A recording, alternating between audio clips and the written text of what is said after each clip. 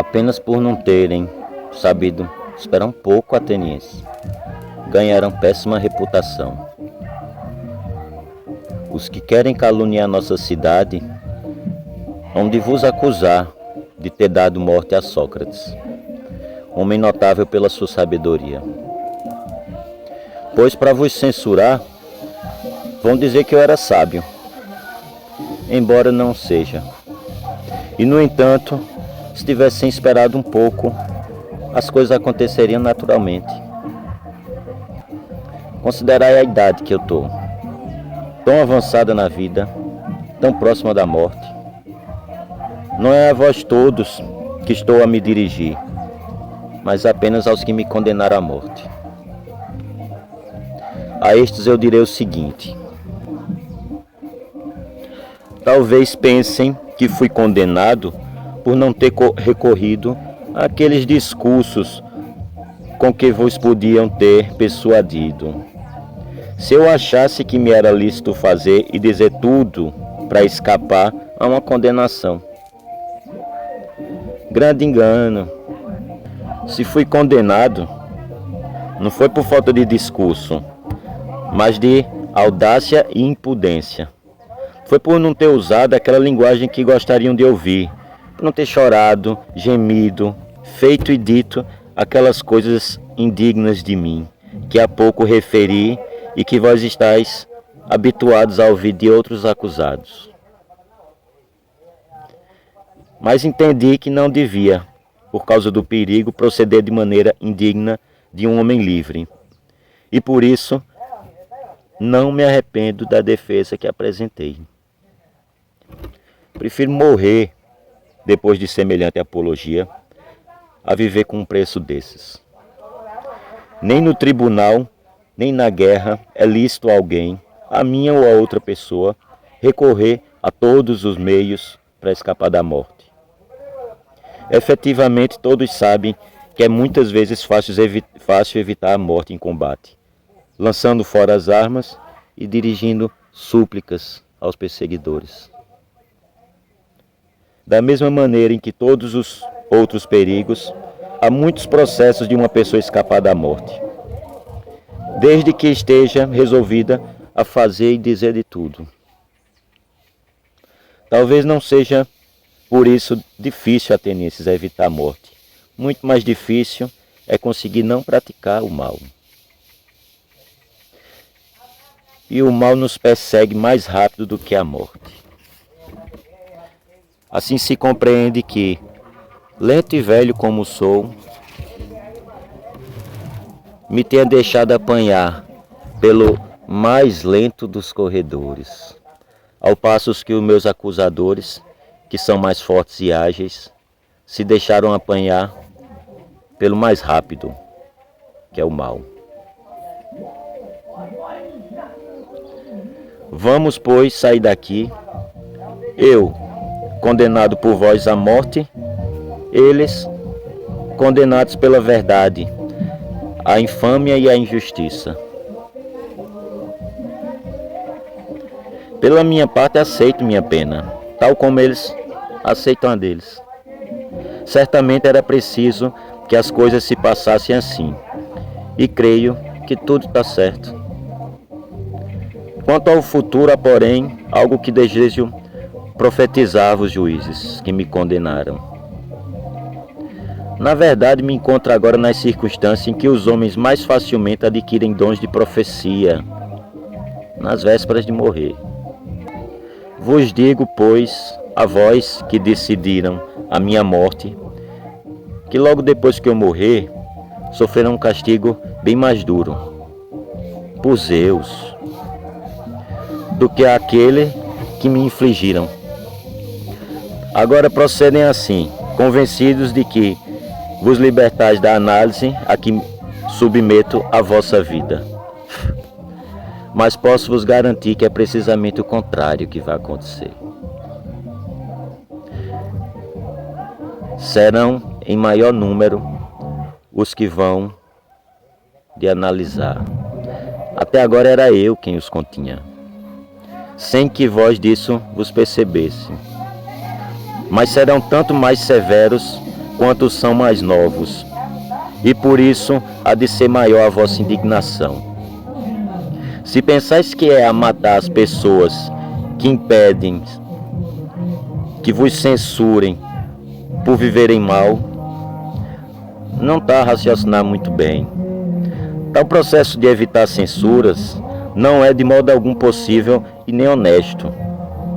O meio mais honroso e fácil não será nunca reduzir os outros ao silêncio, mas trabalhar no sentido de ser o mais virtuoso possível. Era isso que eu tinha a profetizar àqueles de vós que me condenaram. De todos estes aqui, eu me despeço. Quanto àqueles que me absolveram, gostaria ainda de falar com eles sobre os fatos aqui ocorridos, enquanto os 11 estão ocupados e não me fazem conduzir ao lugar onde devo morrer. Fica ainda um pouco, atenienses. Nada nos impede de conversar enquanto isso me é permitido. A vós, que mostraram que sois meus amigos, quero apresentar minha interpretação dos fatos que atualmente me acontecem. Passou comigo hoje, juízes. O nome de juízes pertence-vos de pleno direito. Uma coisa bem extraordinária. A minha voz profética habitual, a voz da divindade, tem sido muito frequente em mim até o presente, marcando a sua oposição, mesmo em pequenas coisas, sempre que me dispus a fazer o que não era bem. Agora, porém, que como veem, me acontece o que se poderá considerar, e normalmente se considera o maior dos males, nem ao sair de casa pela manhã, nem quando subi a esse tribunal, nem quando tive no uso da palavra, a voz divina me deteve. E, no entanto, em muitas outras circunstâncias, muitas vezes me interrompeu no meio dos meus discursos. Mas hoje, no decurso desse processo, não esboçou a mínima oposição às minhas ações e às minhas palavras. A que hei de atribuir isso? Eu vou dizer o que penso. É que muito provavelmente isso que me acontece é um bem. E estamos certamente longe da verdade quando julgamos que a morte é um mal. O que se passou comigo é a melhor prova desse fato. Efetivamente, a minha voz interior habitual não teria deixado de se opor se eu tivesse para praticar algo que não fosse bom. Pensemos agora na grande esperança que há de que a morte seja um bem. Na realidade, com a morte tem de acontecer uma das coisas. Ou o que morre se converte em nada e, portanto, fica privado para sempre de qualquer sentimento, ou, segundo se diz, a alma sofre uma espécie de mudança e passa desse para outro lugar. Se todo sentimento cessa e o que há é como um sono em que nada se vê, nem sonho, então a morte será um benefício maravilhoso. Pois se alguém, considerando à parte uma noite assim, em que se tivesse dormido um sono sem sonhos, e comparando-a com outras noites e dias da vida, tivesse de decidir quantos dias e noites tinha vivido mais agradáveis do que aquela, estou convencido de que essa pessoa, quer se tratasse de um simples particular, quer fosse mesmo um grande rei, acharia muitos poucos dias e noites nessas condições.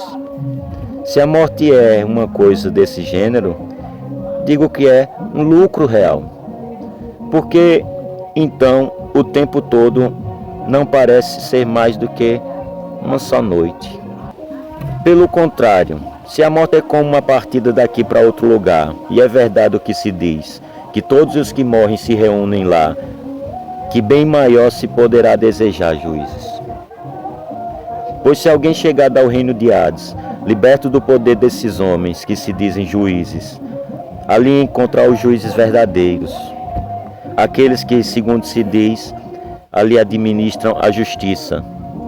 Minos, Radamanto, Eco, Triptoleno e todos aqueles semideuses que foram justos durante a vida, acha que terá sido sem interesse essa viagem?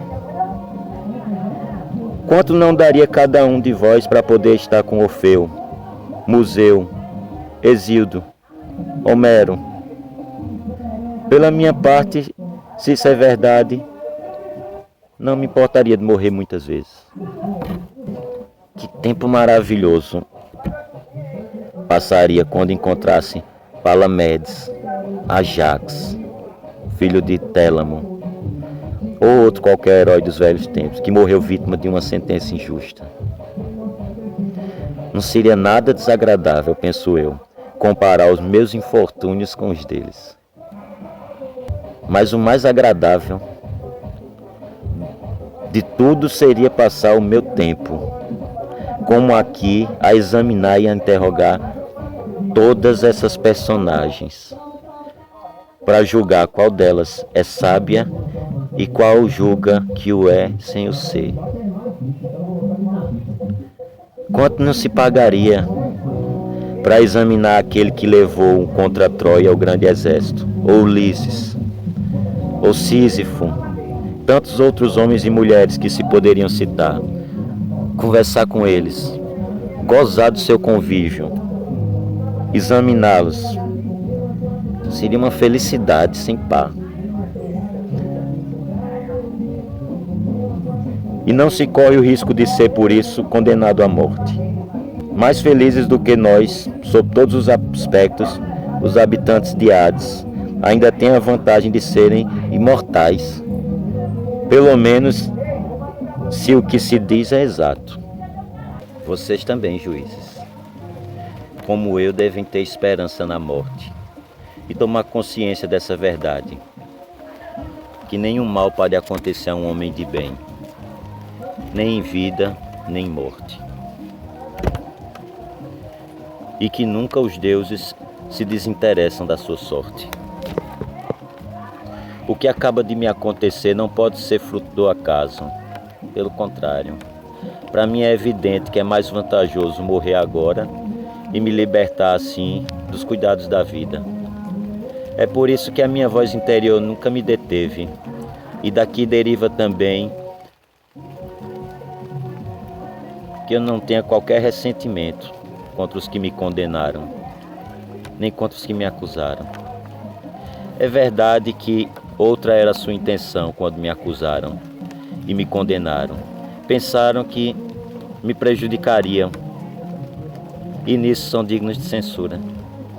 De qualquer modo, eu vos peço uma coisa: quando os meus filhos forem homens, atenienses, castigai-os com os mesmos tormentos que eu vos dei, se vos parecer que preferem a riqueza ou o que quer que seja, a prática da virtude. E se eles se convencerem de que tem valor, sem o terem, censurai-os, como eu vos censurei, por não zelarem o essencial, por se atribuírem um mérito que na realidade não possuem. Se assim fizerem, serão justos comigo e com os meus filhos. Mas é hora de nos separarmos, eu para morrer e vós para viver. Qual de nós terá a melhor sorte, ninguém sabe, a não ser a divindade.